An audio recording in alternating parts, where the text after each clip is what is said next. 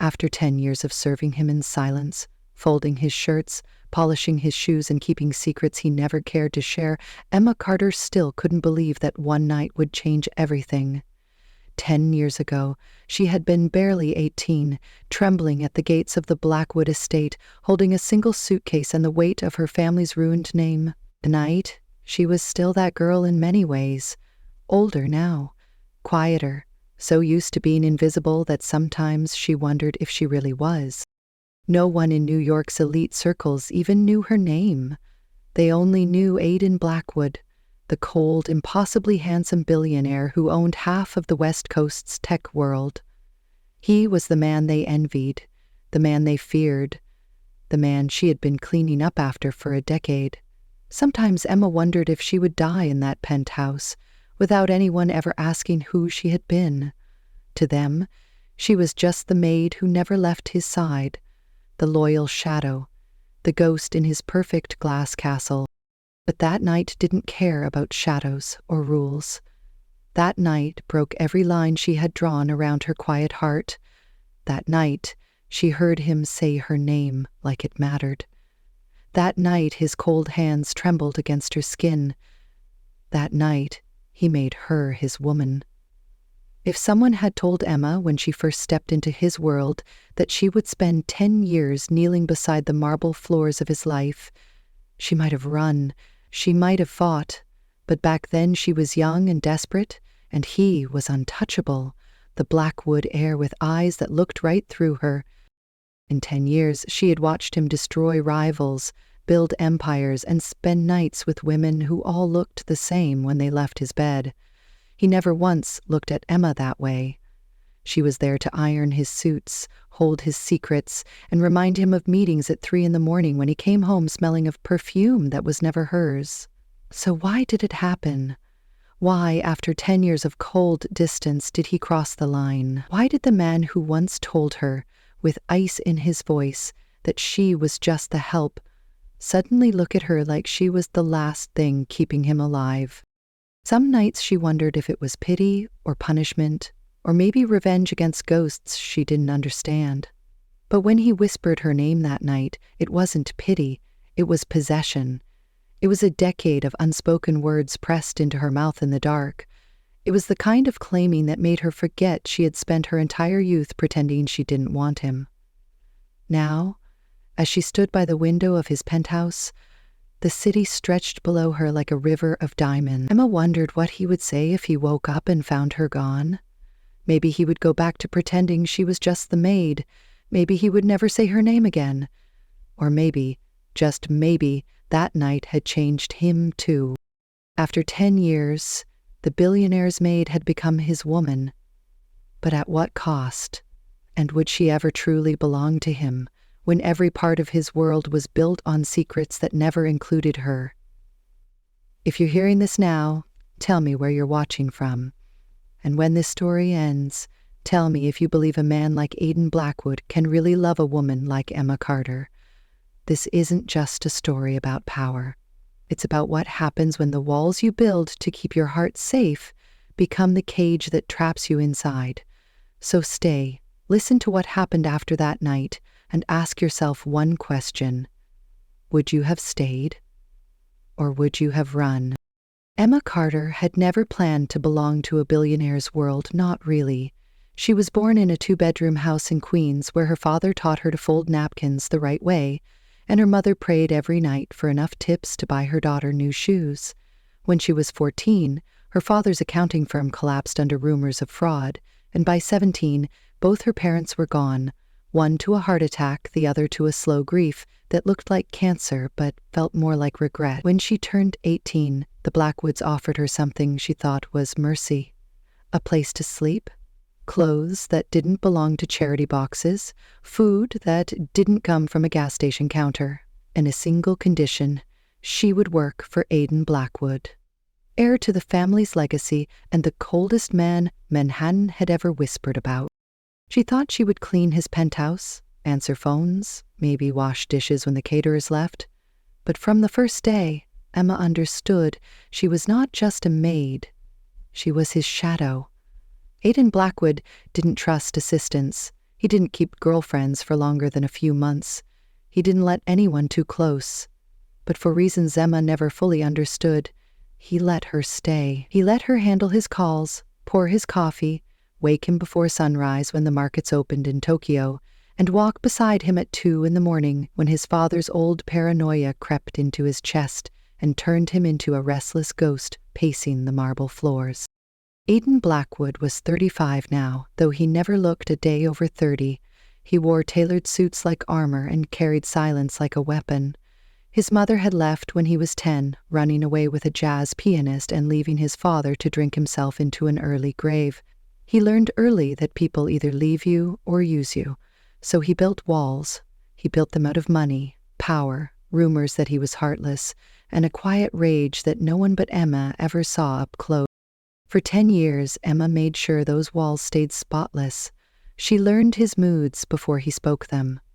She memorized how he liked his breakfast, how he liked his whiskey, how he liked his women.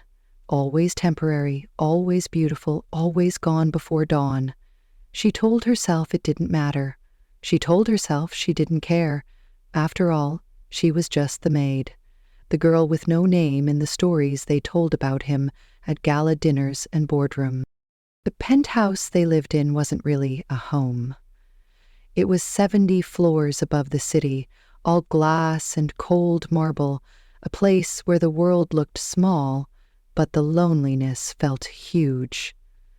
Aiden never let anyone spend the night except Emma, but she didn't sleep in his bed.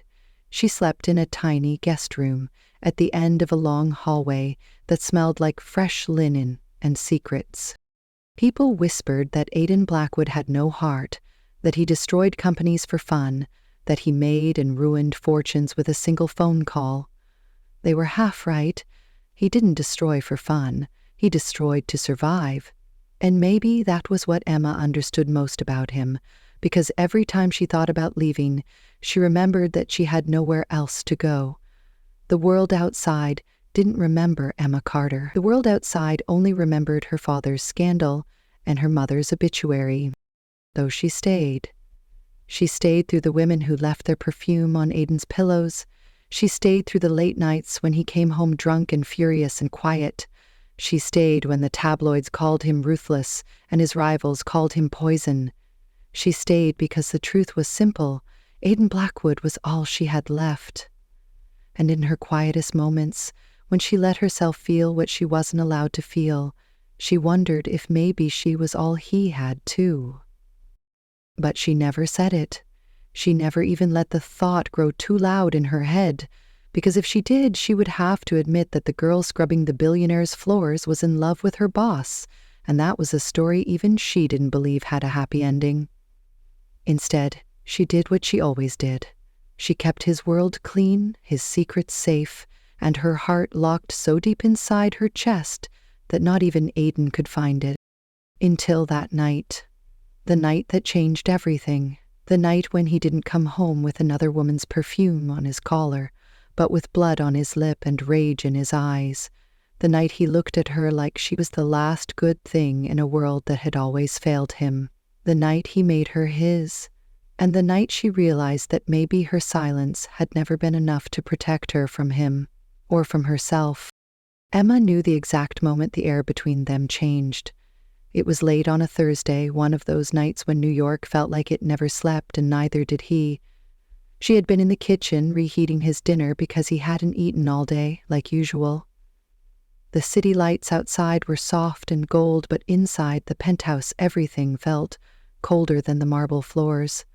Aiden walked in at nearly midnight. His tie was loose, his hair a little messy in a way she rarely saw. He did not speak at first. He just stood there, staring at her like he was trying to read something in her face he'd never bothered to notice before. She cleared her throat and kept her eyes on the stove. He hated when she looked at him too long. Or maybe she hated it. She wasn't sure anymore. "You should eat," she said softly. He didn't answer. She turned and found him closer than she expected. His eyes were so sharp in the low light, so blue and clear and tired. He asked her if she ever thought about leaving. The question came out of nowhere. Emma almost dropped the spoon she was holding. "Sir," she said, because she always called him that when she didn't know what else to say. He stepped closer.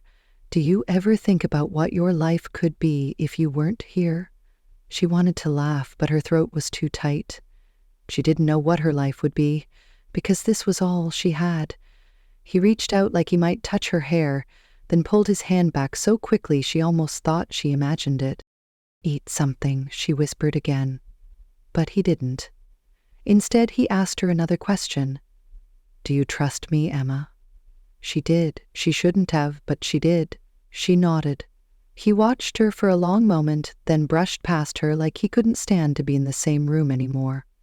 She thought that was the end of it, just another odd moment they would both pretend didn't happen. But it wasn't. It was the beginning of everything neither of them was ready to face. 2 nights later, he brought a woman home, another beautiful stranger with perfect red lipstick and a laugh that made Emma's skin crawl. Emma did what she always did. She took the woman's coat, offered her champagne, pretended she couldn't feel Aiden's eyes on her from across the room. The woman giggled when Aiden poured her a drink himself. Emma kept her face calm, but inside she wondered if it was all a cruel reminder that she was just the maid. She stayed out of sight until she heard the woman's voice floating down the hallway. Then she heard the woman say something that made her blood run cold. "Who's the pretty little mouse who keeps staring at you?" Aiden didn't answer right away. Emma held her breath, hidden behind the kitchen wall. She waited for him to say what he always said, "Nobody, just the help." But he didn't. He said, "She's not your business." The woman laughed again. "Does she want you?" the woman teased, her voice dripping with cheap sweetness. Aiden's reply was so low Emma barely heard it. "She's mine." Emma pressed her hand to her chest, as if she could calm the racing of her heart with just her palm. She knew she should leave the room, the floor, the building, if she could, but her feet were frozen to the marble. When she heard the bedroom door close, she forced herself to move. She locked herself in the tiny guest room at the end of the hall and told herself it didn't mean anything. He was drunk or annoyed or just protecting a secret he didn't want whispered through penthouse walls. But in the dark, lying on the narrow bed she had made every morning for 10 years, Emma felt something inside her chest break free, like a bird that had been caged for far too long. A week passed without another word between them. He didn't apologize. He didn't explain. He acted like he always did, cold and perfect, barking orders through half-closed doors. She did her job with the same quiet hands she always had, but inside she was burning with questions she would never ask. Then came the gala. The annual Blackwood Foundation Charity Gala was the one night every year Emma was expected to appear by Aiden's side. Not as his maid, but as his silent shadow. She wore a simple black dress that had been tailored for her years ago, a dress that was elegant enough to blend into the background, but plain enough not to draw any eyes. That night was different. Aiden insisted she ride in the car with him instead of taking the staff shuttle. He watched her from the corner of his eye, like he was studying something delicate and dangerous at the same time. When they arrived at the hotel ballroom, he offered her his arm. Emma almost refused because he had never done that before, not once in 10 years. But his grip tightened just enough that she didn't pull away. They walked in together, and for the first time, the cameras turned to her. Whispers followed them through the marble lobby. "Who is she? Is that his new girlfriend? Did he replace the model?" Emma kept her head down and her heartbeat steady. She reminded herself she was nobody, just the maid. At the table, she stood behind his chair while he spoke to investors and old money heirs who pretended to respect him but hated that he was richer than all of them combined. He didn't look at her, but his hand found her wrist once under the table, a soft brush that made her flinch. He let go just as quickly, like he couldn't trust himself to touch her longer than a second. Halfway through the night, he leaned back and told her quietly that she should sit. She shook her head. He ordered her again, softer this time, and she obeyed. She sat beside him at a table where no maid belonged. She felt the eyes on her, the judgment, the curiosity. She wondered if they could all see through her thin black dress to the truth she was trying so hard to bury. When the speeches ended, when the toasts were done, when the donations had been counted and the cameras had turned away, he leaned close enough that his breath touched her ear. "I'm taking you home now." It wasn't a question. It wasn't even a command. It was something else, something that made her heart slam against her ribs like it was trying to get out. In the car, he didn't speak. Neither did she. She stared out the window at the city she didn't belong to, the city that had never seen her. He stared at her reflection in the glass, his eyes dark and restless. Back at the penthouse, he didn't wait. He followed her to her room, a room he had never stepped inside. She turned to protest, to remind him of the lines he had drawn so long ago, but the look in his eyes silenced her. He asked her if she trusted him again. She couldn't speak. She only nodded. Then he kissed her, not gently, not carefully, but like he was erasing 10 years of silence in a single breath. That night he made her his. Not the maid, not the quiet shadow, his woman. When she woke up hours later, his arm was around her waist like a promise she didn't know how to trust.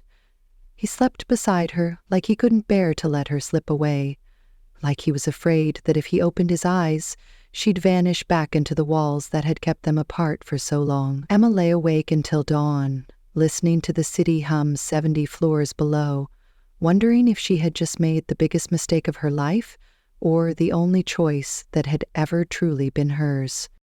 Emma woke before him, though she hadn't really slept. She lay there for a long time, feeling the weight of his arm heavy around her waist, his breath warm against the back of her neck.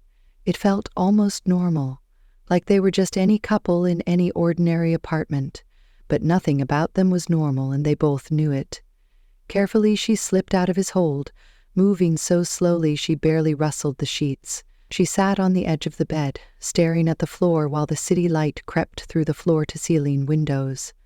The silence in the penthouse felt louder than any argument could have been. She dressed quietly, putting her uniform back on, because it was the only thing that felt familiar, the only thing that told her who she was supposed to be. When she stepped out into the hallway, she found Mrs. Green, the head housekeeper, waiting by the kitchen. The older woman's eyes flicked over Emma's face, taking in the rumpled hair, the small bruise on her neck that she hadn't even noticed. Mrs. Green didn't say anything, but her mouth tightened in a way that told Emma everything she needed to know. Everyone would know soon enough. Everyone would whisper she had crossed a line that could never be uncrossed. Emma made coffee the way Aiden liked it, black and strong, then set it on the counter. She thought about taking her small bag and leaving right then. She wondered if he would even notice, or if he would just send someone to drag her back like a lost pet. Before she could decide, he appeared in the doorway, barefoot, tie loose around his neck, though he hadn't bothered with a shirt yet. He looked at her like he hadn't expected her to still be there. She looked back at him and realized he looked tired, not just from lack of sleep, but from something deeper, something that had been eating at him for years. "You should rest," she said quietly, hoping her voice sounded steady. He ignored the coffee, ignored the neat breakfast she had laid out on the marble island. Instead, he crossed the room and stood too close. She hated how small she felt in moments like that, how easily he could swallow her whole with just a look. "We need to talk," he said.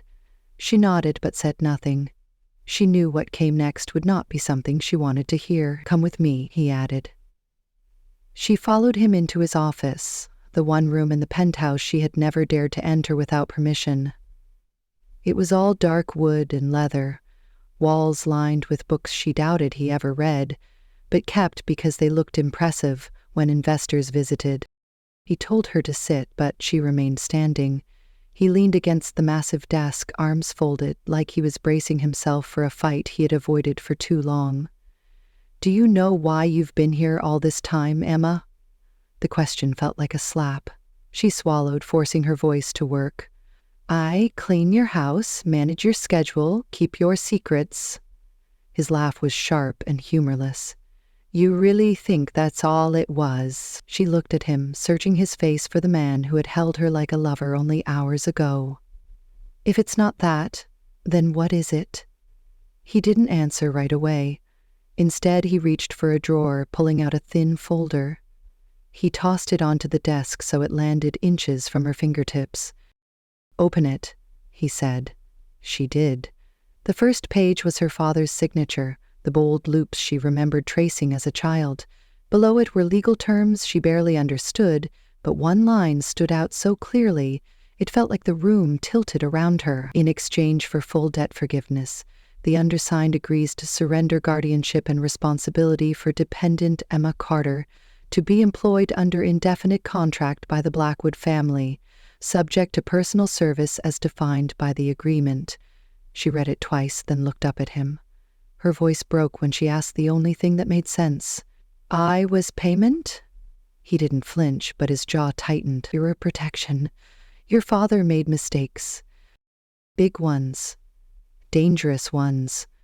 My father made sure the fallout didn't bury your family completely. In return, he wanted collateral, a guarantee you wouldn't come back to ruin us later. Emma stepped back, like his words had hit her in the chest.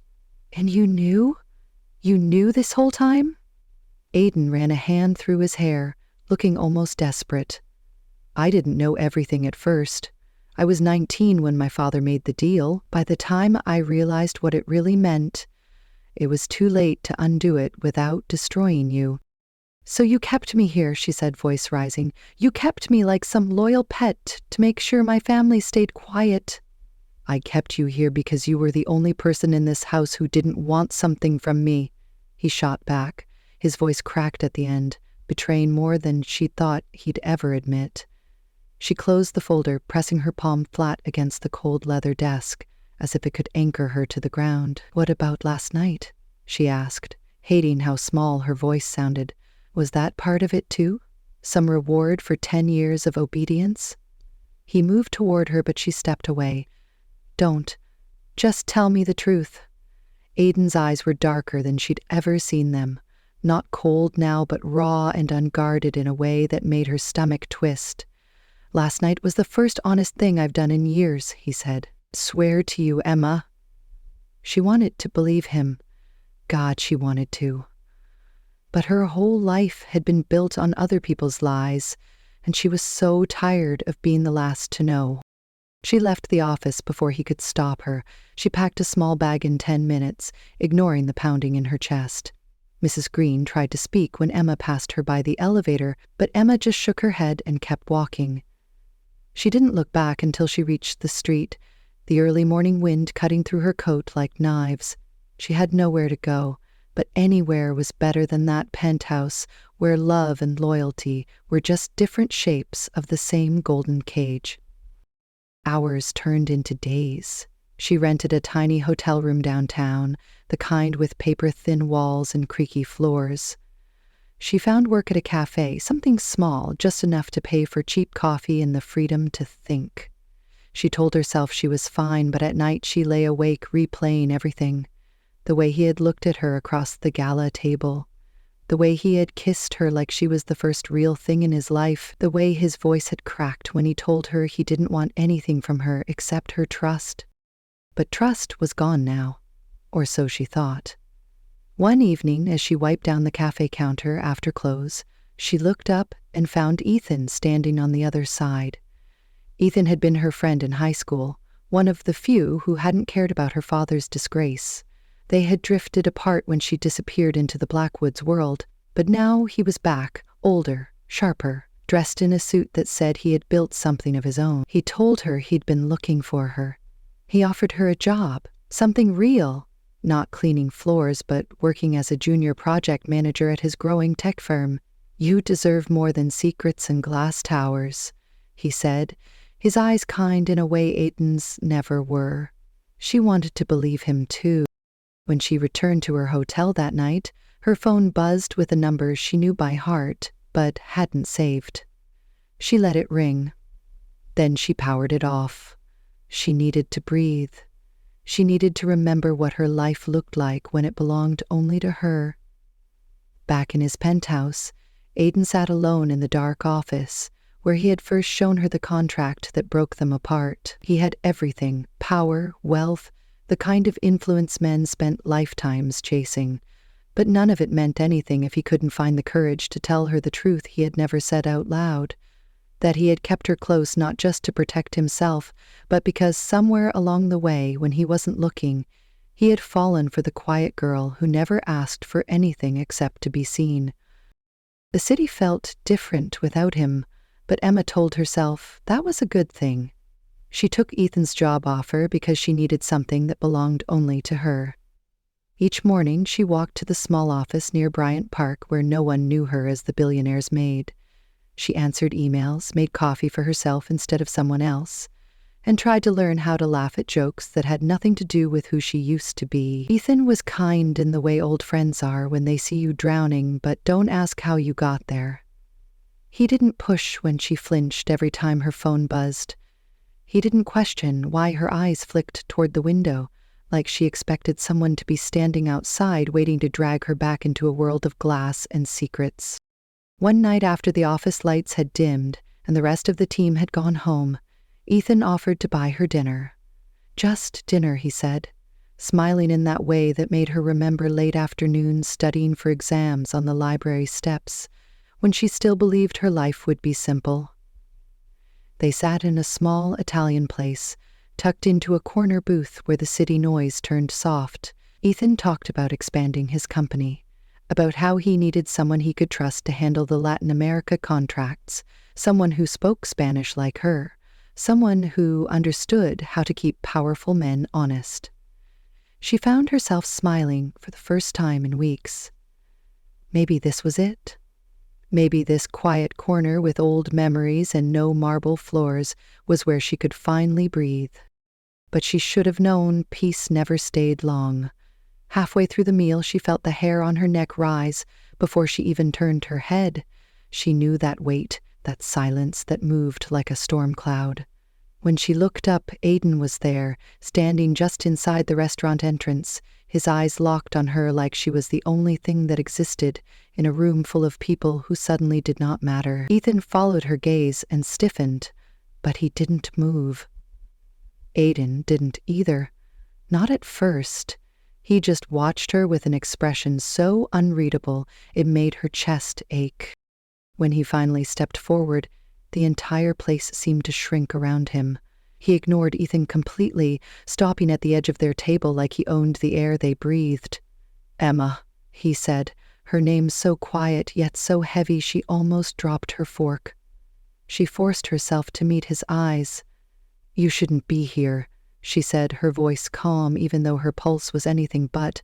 His jaw tightened. "Come with me." It wasn't a question. Ethan shifted, placing his hand lightly on the table near hers.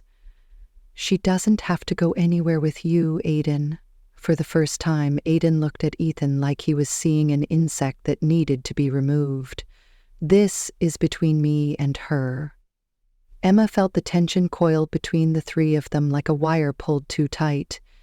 She pulled her hand back from the table and stood up slowly. "Sit down," Ethan said gently but firmly. Emma shook her head. "I'll talk to him. It's fine."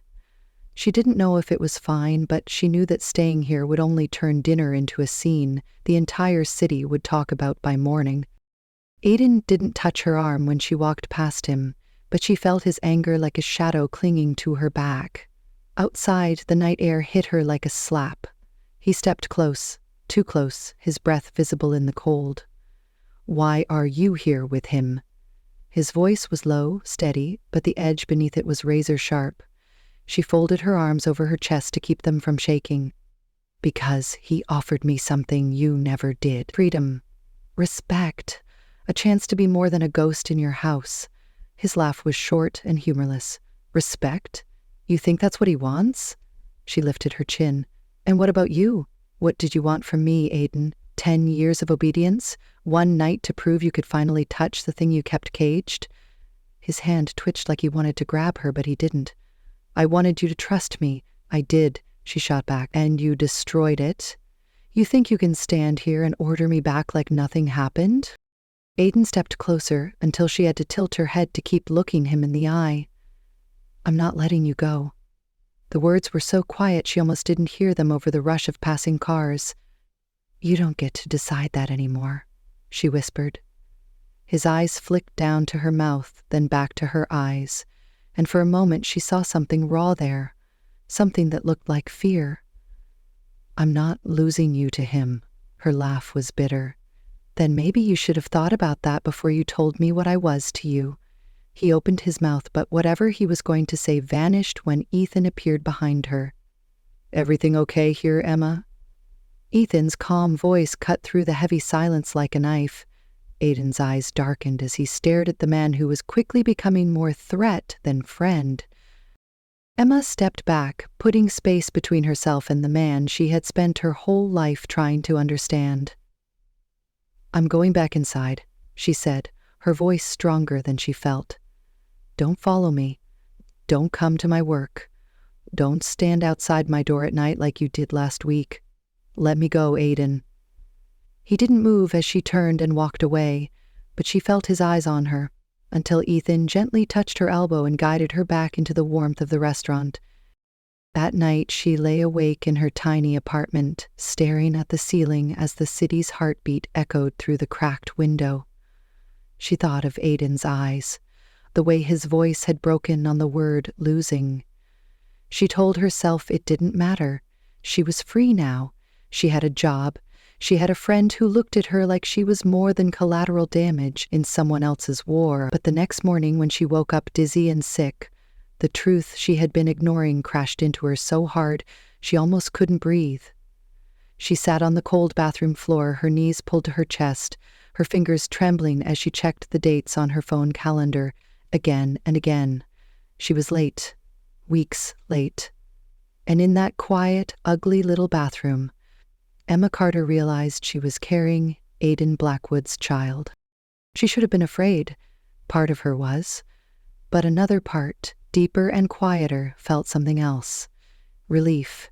Because now the choice was hers alone. He couldn't buy this. He couldn't control it. He couldn't drag her back to that penthouse and lock the doors and tell her who she was allowed to be. This was hers. She told Ethan a few days later because he deserved to know the truth. He listened without judgment, just a soft exhale as he ran a hand through his hair. "You don't have to do this alone," he said, and for a moment she let herself believe him. But the city was small for people like Aiden Blackwood. He found her again 2 nights later, waiting outside her building as if he owned the sidewalk. She stepped out into the cold with her coat barely buttoned and her heart slamming against her ribs like it wanted to run back upstairs and hide. He looked at her stomach first, then at her eyes. "Is it mine?" he asked, his voice so quiet it almost broke her. She could have lied, but she didn't. "Yes." His eyes closed for half a second, like he was bracing for a punch. "Come home, Emma." She almost laughed, but it came out a broken sigh instead. "Home? You don't even know what that word means." He stepped forward, but she stepped back. "I'm not yours to command anymore." He reached for her hand, but she pulled it away before he could touch her. "I know I don't deserve it," he said, "but I will. I swear to you, Emma, I will." She wanted to believe him so badly her chest ached with it. But trust wasn't something he could buy back with promises whispered on a frozen street. She turned away, her breath visible in the winter air, and walked back inside without looking back. She didn't see him sink onto the steps when the door shut behind her. She didn't hear him whisper to the empty street that he would do whatever it took, give up everything he owned, burn his empire to the ground, if it meant she would look at him like she used to, before she knew what he'd done. Emma told herself she could do this alone. She woke up every morning and went to work even when the nausea made her stop twice on the subway stairs. She answered emails, took calls, and sat in meetings where no one knew that the billionaire's maid was now carrying the billionaire's child. Ethan tried to help in small ways, bringing her ginger tea, forcing her to sit down when she looked too pale. But he didn't push. He knew better than anyone that Emma was tired of men trying to decide what was best for her. One evening, as she was leaving the office, she found him waiting by the elevator with a manila folder in his hands. "You should see this," he said. She almost didn't take it. She was too tired for more secrets, but Ethan's eyes told her it mattered. She opened the folder in the back of the cab. Inside was a copy of her father's old contract, and, beside it, a second document she'd never seen. A clause, buried in pages of legal language, that said if she married Aiden Blackwood and had a child, her family's debts would be permanently erased. The air left her lungs in one sharp rush. So that was it. That was the end game. Even her pregnancy was written into someone's plan. She thought she might be sick, but she forced herself to breathe. She stared at the words until the cab driver asked if she was okay. She said she was fine. She was not fine. That night, she sat on the edge of her narrow bed, the folder on her knees, her hand pressed to the small swell of her belly that barely showed but felt huge to her alone. She whispered to the baby that none of this was its fault, that no one would use it the way they had used her, that she would protect it, even if it meant breaking her own heart. For 2 days, she avoided Aiden's calls. She didn't respond to the messages he left with Ethan. She didn't want to see him, to hear that low voice she still felt against her skin when she closed her eyes at night. But Aiden was not a man who waited quietly. On the 3rd day, he came for her in the middle of a quiet Tuesday afternoon. She was in a glass-walled conference room, showing slides to a small group of clients, trying to focus on quarterly forecasts and not the way her stomach turned every time she thought of him. The door opened behind her, and the room fell silent. She didn't have to turn to know who it was. Aiden stood there in his dark suit, his eyes locked on her like the others weren't even there.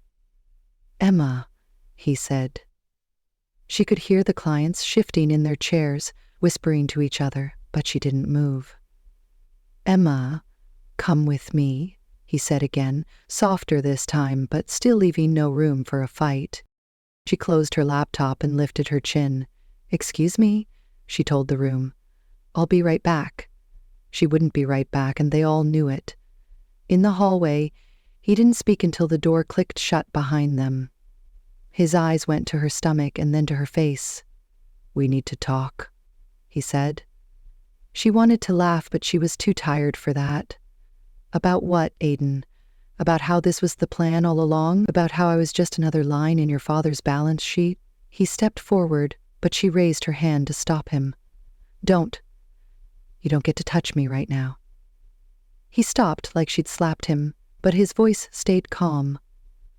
"I didn't know about that clause. I swear to you, Emma, I found out the same way you just did." "Do you expect me to believe that?" she asked. His jaw tightened. "I don't expect anything from you except to listen." She crossed her arms over her chest because it was the only thing holding her together. "I am listening. Tell me why you dragged me into that house, why you kept me beside you like a pet, why you only touched me when you knew I couldn't run." His eyes flared with something sharp. "Is that what you think I did?" She stared him down. "What else am I supposed to think?" He took a breath, let it out slowly like he was trying to hold his temper in a tiny cage. "I kept you close because I was afraid if you left, I'd never find you again. Because every time you weren't in that house, I felt like I was suffocating, because I needed you near me more than I needed air." She shook her head. "That's not love, Aiden. That's control." He stepped closer until she could feel the heat rolling off his skin. "Maybe it started that way, but it didn't stay that way. I know you don't believe me now, but one day you will. I'll make sure you do." Emma laughed then, low and broken. "You can't make me do anything anymore. I have a choice now, and you can't take it from me." His eyes dropped to her belly again. "I know, and I won't try, but I'm not letting you do this alone." She opened her mouth to argue, but he raised his hand like he needed her to stop just for 1 second. "I've called my lawyers. The contract is void, the merger, the debt, all of it. I'm walking away from every cent of that deal." She blinked. "You're giving up the company?" He nodded once. "You said you wanted freedom. If that's the only way you'll believe I want you for you, then..." I'll burn it all down. Emma felt her knees go weak, but she didn't let him see. She turned her face away because she didn't want him to see how much she still wanted to believe him. You think tearing everything apart fixes what you did? She asked, her voice thin. He stepped closer, but didn't touch her. No, he said, but maybe it shows you that you were never just an asset on paper. You were everything I never knew how to keep safe. She pressed her hand to her stomach again because it felt like the only anchor she had left. I need time, she said quietly. He nodded. Take all the time you need, but when you're ready, come home. She didn't answer. She stepped past him and didn't look back. That night, she sat alone in her small apartment, staring at the folder Ethan had given her. She thought about the empire Aiden was ready to lose, about the way his voice had cracked when he said he couldn't breathe without her. She thought about the baby growing inside her, about whether that child would hate her one day for choosing wrong. When the tears finally came, they tasted like hope and fear, and something that felt too much like love to name. 2 weeks later, she got a letter on cheap hotel stationery. No signature, no stamp, just slid under her door by someone who didn't wait around to be thanked. Inside was a single line, I signed it all away, it's done. Come see for yourself if you don't believe me. She folded the paper and pressed it to her chest because her heart didn't know what to do with the truth. She called Ethan, told him thank you, told him she was going to see for herself. Ethan's voice was warm but sad when he said he understood. She packed a small bag and told herself she was only going for the truth, not for him. She repeated it like a prayer on the cab ride uptown. But when the elevator doors opened and she stepped into the penthouse she had once called a prison, she found Aiden sitting alone in the dark, no suits, no guards, no empire left to hide behind. He stood when he saw her. She saw his eyes flick to her belly, softer now, like he knew there was more to protect than himself. I meant what I said, Emma. It's all gone. The papers are on the desk if you want to see them. She didn't move. She looked at the man who had ruined her life and saved it all at once, and asked the only thing that mattered. What do you want from me now? His voice didn't tremble. I want you to stay because you choose to, not because a contract says you have to. I want our child to know what love looks like. And I want you to know you were never just the maid. You were the only thing that ever made me wish I'd been a better man. Emma took a breath so deep it made her ribs ache. She stepped forward and pressed his palm against her stomach because it was the only answer she had left. His eyes closed, his fingers trembling as they rested on the small curve that was their future. She whispered into the quiet that maybe they both deserved a chance to learn how to be more than what the world made them. And when he kissed her this time, there were no walls left between them. Emma stayed that night, not because he asked, but because she chose it. She sat with him at the long kitchen island while he made her tea with hands that used to sign billion-dollar contracts, but now trembled, pouring honey into a chipped cup. She watched him watch her, like he was afraid she might disappear if he blinked. He asked her if she was okay at least 5 times. She wanted to snap at him, tell him to stop hovering. But a small secret part of her loved that he finally saw her not as the maid in the shadows, but as the woman carrying his future. They didn't talk about the company or the debts or the empire that had once been their prison. They talked about baby names instead. They talked about whether it might be a girl with her quiet strength or a boy with his stubborn eyes. They talked about finding a new apartment, something smaller, lower to the ground, with curtains instead of glass walls that made the city feel like a cage. In the morning, she woke up with his arm around her waist and the soft rhythm of his breathing brushing the back of her neck. For a second, she felt that old panic rising, the part of her that whispered this would never last, that he would wake up and become the cold billionaire again. But when she turned her head, she found him already awake, eyes open, watching her like she was the only thing in the world that mattered. He told her thank you. She asked him for what? He said for choosing to stay when she could have walked away. She almost laughed because she knew staying wasn't forgiveness. Not yet. Staying was just the beginning of something fragile and real, something neither of them knew how to name, but both were brave enough to try. A month later, they stood together in a small city office, signing paperwork that dissolved the last pieces of her father's old debts. No lawyers, no press, no board members lurking behind closed doors. Just Emma, Aiden, and a quiet notary who barely looked up from her clipboard. When the final page was signed, Aiden didn't grin or boast or say, "I told you so." He just reached for Emma's hand under the table, squeezed her fingers, and whispered that they were free. She nodded, feeling that word settle into her bones for the first time in her life. A week after that, she stood in a small courthouse wearing a simple white dress she'd bought off a rack in a department store. No diamonds, no gala crowd, no Blackwood fortune stamped on embossed invitations. Just her and Aiden, and a baby growing inside her, and a promise that this time their vows weren't about power, but about a love that took a decade to find. When the judge asked if she took him for better or worse, richer or poorer, she almost laughed, because they had already lived every version of worse and poorer and were somehow still here. She said yes anyway. He did too. And when he kissed her, it tasted nothing like ownership and everything like home. Now when people whisper her name, they don't call her the maid anymore. They call her Mrs. Blackwood. But sometimes, when he comes home late and finds her half asleep on the couch, he still calls her Emma, in that soft voice that belongs only to the two of them. And when their daughter is born months later with his dark hair and her stubborn chin, Emma holds her close and whispers that love, built in quiet moments, is stronger than any empire ever could be. So, if you made it to the end of this story, tell me, what would you have done? Would you have stayed? Would you have run? Or would you have fought for the right to choose your own ending? Because maybe that's the real lesson. No one gets to write your story for you. Not billionaires, not bloodlines, not contracts buried in dusty drawers. In the end, love is just two people choosing each other over and over, even when the world tells them they shouldn't.